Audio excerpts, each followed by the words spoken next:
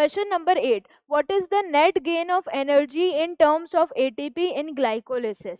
Net gain of energy की बात की गई है। तो अगर हम बात करें नेट गेन ऑफ एनर्जी यानी एटीपी की फॉर्म में ग्लाइकोलिसिस में, तो ग्लाइकोलिसिस में दो रिएक्शंस ऐसी है जिसमें एटीपी मॉलिक्यूल्स बन रहे हैं 4, लेकिन हमने इनिशियली दो एटीपी मॉलिक्यूल्स कंज्यूम कर लिए थे। जब ग्लूकोज से ग्लूकोज 6 फॉस्फेट बनाया था तब एटीपी यूज कर लिया, एंड सेकेंडली जब फ्रक्टोज 6 फॉस्फेट से फ्रक्टोज 1,6 बिस फॉस्फेट बनाया तब एटीपी यूज कर लिया।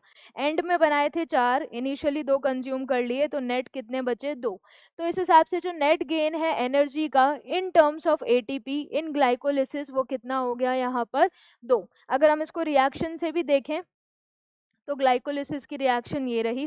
तो इस रिएक्शन में हमें देखने में पता पड़ रहा है कि यहाँ पर एक एटीपी मॉलिक्यूल यूज हुआ, यहाँ पर भी एक एटीपी मॉलिक्यूल यूज हुआ। देन इसके बाद अगर हम बात करें इस रिएक्शन में, जब 1,3 बिस फॉस्फोग्लिसरिक एसिड से यहाँ पर 3 फॉस्फोग्लिसरिक एसिड बनाया तो 2 एटीपी मॉलिक्यूल्स रिलीज हो गए। देन इसके बाद जब हमने यहाँ पर 2 फॉस्फोइनॉल पायरुवेट से 2 पायरुविक एसिड मॉलिक्यूल बनाए तो अगेन 2 एटीपी मॉलिक्यूल रिलीज हो गए। तो 2 एटीपी मॉलिक्यूल्स इधर, 2 एटीपी मॉलिक्यूल्स इधर, यानी टोटल कितने आए? 4। 4 में से 2 हमारे कंज्यूम हो गए थे, तो नेट गेन कितना हो गया? 2 एटीपी मॉलिक्यूल्स का। तो अगर हम फिर से क्वेश्चन की तरफ आए तो क्वेश्चन में क्या कहा गया था? हाँ, net gain of energy in terms of ATP in glycolysis is.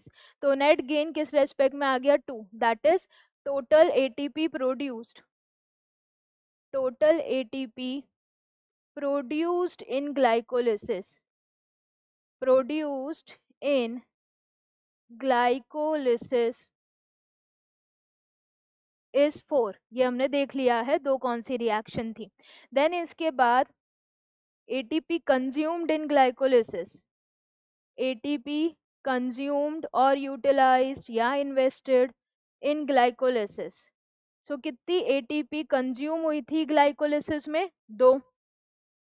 सो अगर हम बात करें नेट गेन की, नेट, तो net gain of ATP is 2, net gain of ATP is 2 ATP molecules. तो करेक्ट आंसर क्या चला गया? ऑप्शन